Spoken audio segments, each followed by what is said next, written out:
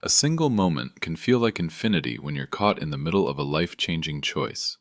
We capture those eternal seconds and turn them into cinematic art for your viewing pleasure. Subscribe today and explore the infinite nature of the human story with us. The morning I signed over everything I had, my hands were shaking so badly I could barely hold the pen. Not because I was afraid, not because I had doubts. They were shaking because I was proud. Proud that after 64 years on this earth, I still had something worth giving. Proud that my son needed me, and I was there. I remember the pen scratching against the paper. I remember my son sitting across the table, not quite meeting my eyes. I remember thinking, this is what fathers do.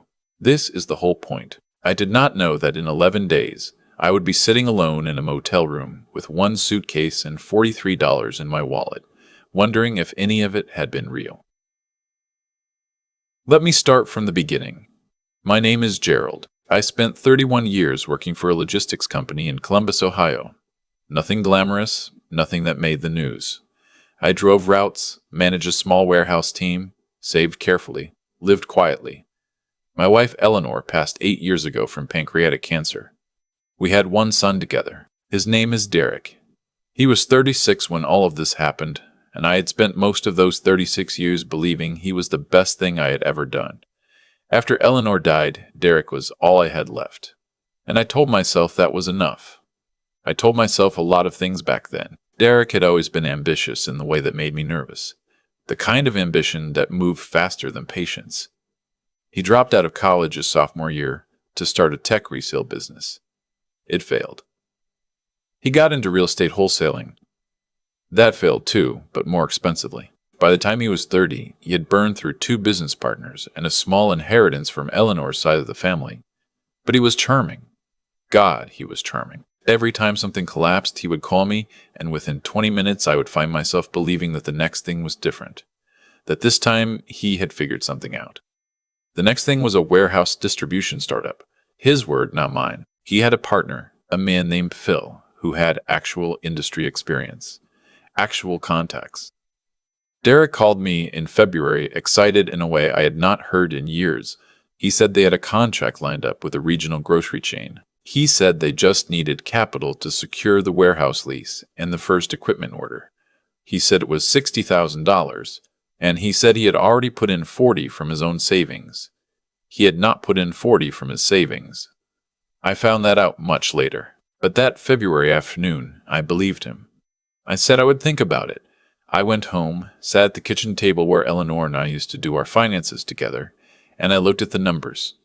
My retirement account held $212,000. My house. The same house Derek grew up in, the same house where Eleanor died in the bedroom at the end of the hall, was worth about $180,000 after I paid off the remaining mortgage. I called him back the next morning. I said I would give him the $60,000. He said, "Dad, I knew you would come through." That sentence. I have turned it over in my mind so many times since. I knew you would come through. Not thank you. Not I appreciate this more than I can say. Just I knew you would. The money transferred in early March. For 2 weeks, Derek called regularly. Updates, he said. The warehouse was secured.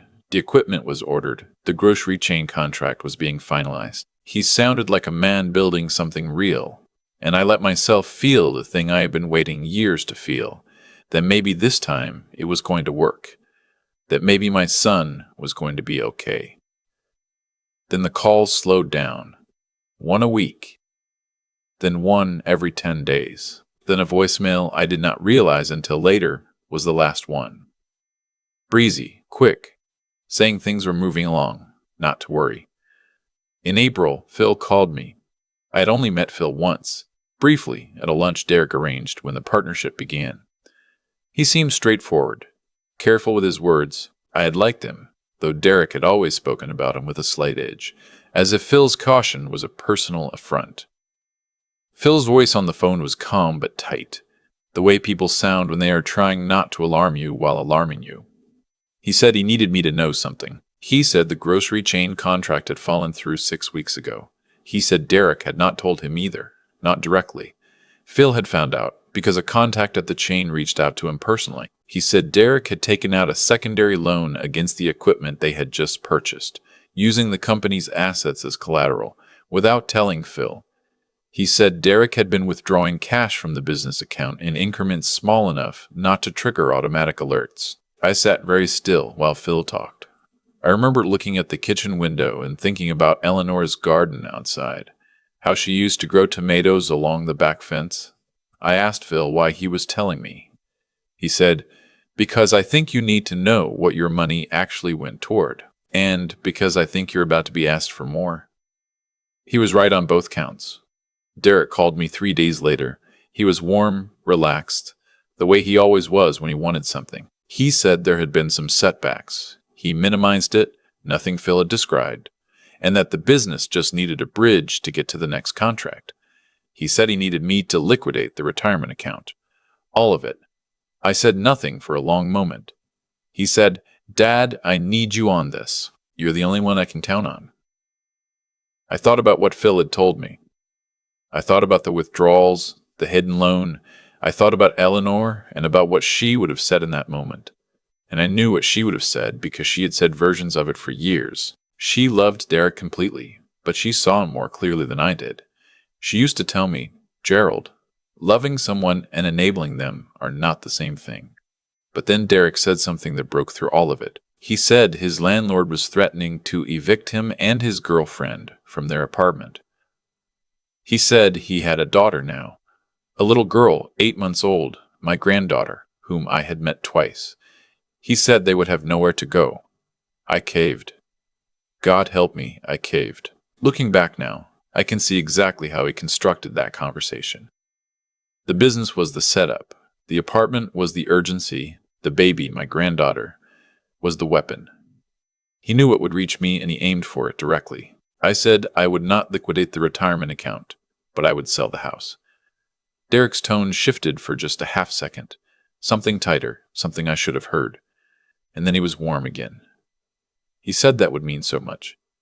He said he was grateful. He said we should talk about where I would stay in the meantime. That maybe I could come live with him while things settled. I sold the house in 6 weeks. The market was decent. I cleared $162,000 after fees and the final closing costs. I wired it to an account Derek had set up. He said it was the business account. I found out later it was personal. Derek's girlfriend picked me up from the closing. She was pleasant and a little distracted, the baby in the back seat. I had one suitcase and a cardboard box. Derek had told me his apartment had a spare room. He had told me to come stay there while we figured out next steps. The apartment was a 2-bedroom in a decent part of Columbus. The spare room had a bed and a dresser. I put my suitcase down, and Derek's girlfriend made dinner, and the 3 of us ate while the baby slept. And Derek talked about the business with the easy confidence he always used when he did not want you to look too closely at the details. That night I felt something I had not expected to feel. Relief. The house had been too large for one person. Eleanor's absence was in every room. Maybe this was better. Maybe this was what was supposed to come next. I would find out what was supposed to come next 3 days later. I was at the kitchen table having coffee when Derek sat down across from me. He had a folder of papers. He put it in front of me and said he needed a signature for a tax document, something related to the house transfer, a formality for the sale paperwork. I reached for the folder. Something made me slow down. Maybe it was the way he said tax document without looking at me. Maybe it was Phil's voice in my memory. I opened the folder instead of just signing. The document on top was not a tax form. It was a lease agreement for a furnished room at an extended stay motel on the west side of Columbus. Month to month. Derek's name was listed as the paying party for the first 30 days. I looked up at my son. He was watching me with an expression I had never seen on his face before. Not guilty, not ashamed. It was more like the expression of someone who had already made a calculation and was just waiting for the math to finish. He said the apartment was getting crowded. He said his girlfriend was uncomfortable. He said 30 days would give me time to figure out my situation. He said he would help however he could. I asked about the business. About the money. He said things were in progress. He said he could not talk about it right now. I asked about my granddaughter. He said I could visit. He said it was not a permanent thing. I sat there looking at my son, and I tried to find something in his face that matched the person I had raised. I could not find it. It was like looking at a photograph of someone you know. The features are right, but the person is gone. I took my suitcase and my cardboard box, and Derek's girlfriend drove me to the motel without speaking. She left me at the front entrance, and I checked in. And I sat on the edge of a bed that smelled like industrial detergent. And I thought about the kitchen table where I had done my finances for 30 years, the one that was in a house that no longer belonged to me, and I thought about Eleanor. And I thought, I have no idea what to do next.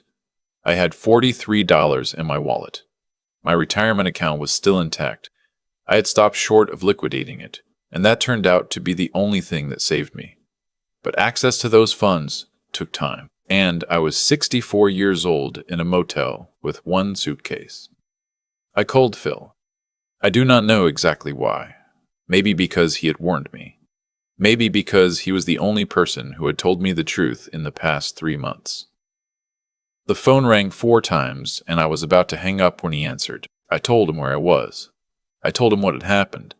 There was a long pause on the line. Then Phil said, "Stay where you are. I'll be there in an hour."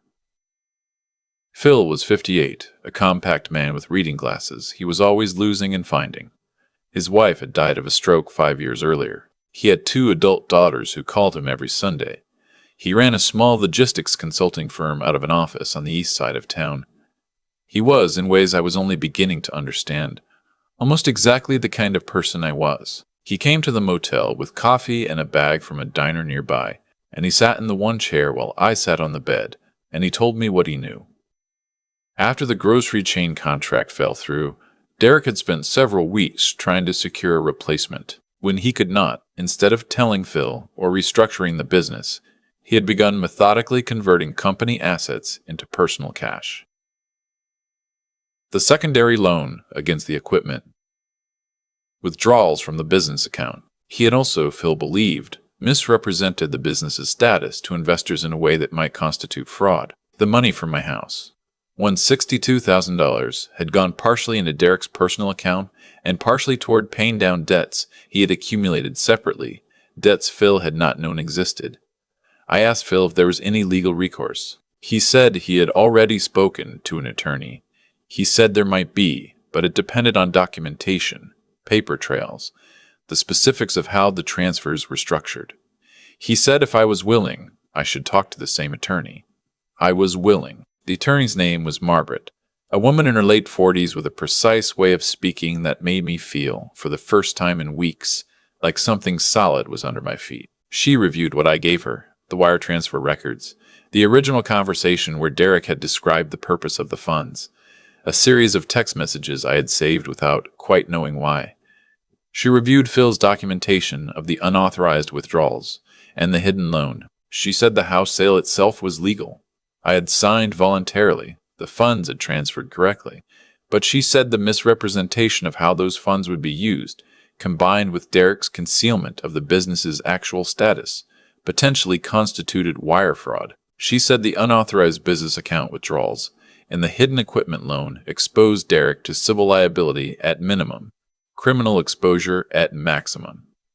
She said, "You're not without options, but this is going to take time." I told her I had time. I was not going anywhere. I moved out of the motel after 10 days, when Phil offered me the spare bedroom in his house. He said it was practical. I had no transportation, and he lived near the attorney's office and the courthouse. I told him I would pay him rent as soon as I had access to my retirement funds. He told me to stop talking about rent. I did not know how to accept that kind of generosity from a man I barely knew. I spent the first few days in his house feeling like an imposition, apologizing for things that did not require apology. Phil finally told me with some exasperation that I was going to have to get over that, or it was going to be a very long few months. I got over it, mostly. The legal process moved the way legal processes move. Slowly, with paperwork, with waiting. Margaret filed a civil suit. The wire fraud inquiry she had flagged was picked up by a financial crimes investigator she had a relationship with at the county level. Derek retained an attorney, which told me he still had access to some money. His attorney sent a letter suggesting I had gifted the funds voluntarily, that no misrepresentation had occurred. Margaret responded to that letter in a way that I imagined made Derek's attorney uncomfortable. Meanwhile, Phil and I found a rhythm. He worked from his home office most mornings. I made coffee and read. In the afternoons, I helped with things around the house. He had a small yard that had been neglected since his wife died, and I started working on it in early May. It gave me something to do with my hands. It reminded me, painfully at first and then comfortably, of Eleanor's garden. Phil had a friend group he met for dinner on Friday nights, and after the third week he brought me along. They were men his age, a retired teacher, a contractor who had semi-retired, a man who had spent 30 years in insurance. They talked the way men of a certain age talk when they are comfortable, about small things mostly, with the occasional detour into something real. I had not had that kind of company since Eleanor died. I did not realize how much I had missed it. The civil court date came in early September. Derek walked in with his attorney looking thinner than I remembered, with the slightly glazed expression of someone who had not been sleeping. He glanced at me once and then looked away. His girlfriend was not with him. I had not seen my granddaughter in months. Margaret had done her work thoroughly. The paper trail was what she had hoped it would be.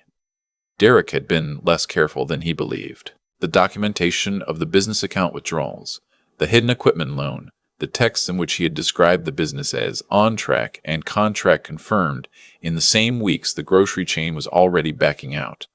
All of it was in evidence. The judge was a woman in her 60s with a patient, slightly tired expression of someone who had seen every version of the story before. She let each side present. She asked Derek's attorney several questions that seemed to require increasingly complicated answers. She reviewed the wire transfer records carefully.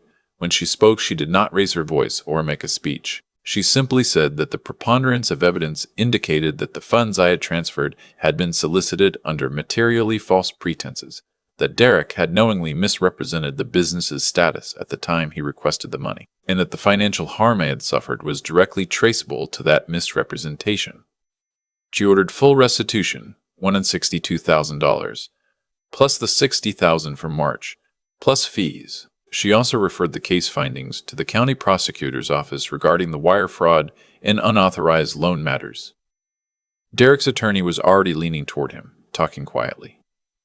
Derek sat very still. He had his hands flat on the table in front of him, the way you sit when you are trying not to show that something has hit you. I watched him for a moment, and I waited to feel something. Vindication, satisfaction, some release of the weight I had been carrying since March. What I felt instead was tired and sad in a way that had nothing to do with the money. The criminal charges were filed 6 weeks later. Derek was charged with wire fraud and breach of fiduciary duty in relation to the partnership with Phil. His attorney negotiated a plea agreement, 3 years probation, community service, required repayment of Phil's losses as well. No prison time, which Margaret had told me was the likely outcome for a first offense with full repayment ordered. I sat with that for a long time. I had not wanted my son in prison. I had wanted my son to be different. Those are not the same want, and they do not produce the same kind of peace. The restitution process took additional time. Derek did not have $222,000 liquid. He had to sell assets, work out a payment schedule. Margaret managed it. By the following spring, I had received the full amount, transferred in installments.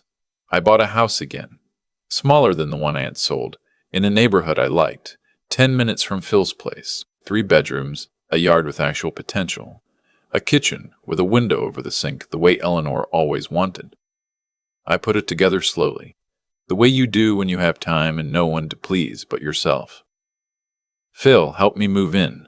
His daughters came for the weekend to help with furniture and ended up staying for dinner 3 nights in a row, filling the house with noise in a way that made it feel inhabited in every room at once. Phil's younger daughter kept rearranging things in the kitchen without asking, and then apologizing when she noticed what she was doing. I told her not to apologize. I told her she had a better idea for where the coffee maker should go. She should just move it. She moved it. She was right. Derek sent a letter in November. A paper letter, handwritten, which surprised me. It was not long. He said he was in therapy. He said he could not explain what he had been thinking, or rather, that the explanation he was beginning to understand about himself was still too unformed to put into words. He said he did not expect anything from me. He said he was sorry, and then he said the word again, sorry, as if once were not enough to carry the weight of everything it was supposed to mean. I read the letter twice, and then I put it in the drawer of the nightstand by my bed. I did not know what to do with it. I still do not know what to do with it. My granddaughter's name is Lily. She turned 1 year old in January, and I heard about it third hand, from Derek's girlfriend's sister, who had been kind to me in ways her sister hadn't. I sent a card to an address she gave me. I do not know if it arrived. What I know about forgiveness, what Eleanor used to say about it, was that it was not for the other person. It was a thing you did to stop carrying weight you were not meant to carry forever. I believe that. I am working toward it. I am not there yet. What I know about family is something I understand differently now than I did at the beginning of that year. I used to think family was the thing you were assigned at birth, the people whose names matched yours in some way, the obligation that preceded everything else. I think now that family is more like trust. It is built between people over time, through small choices and consistent presence, and it is possible to build it with people who share none of your blood, and impossible to maintain it with people who have decided to stop choosing you. Phil and I have dinner most Thursday nights. His older daughter calls me on my birthday, which no one told her to do. She just started doing it, and then kept doing it. The Friday night group absorbed me without ceremony, the way groups of people sometimes do when they are not trying to impress anyone. I am still working on the yard.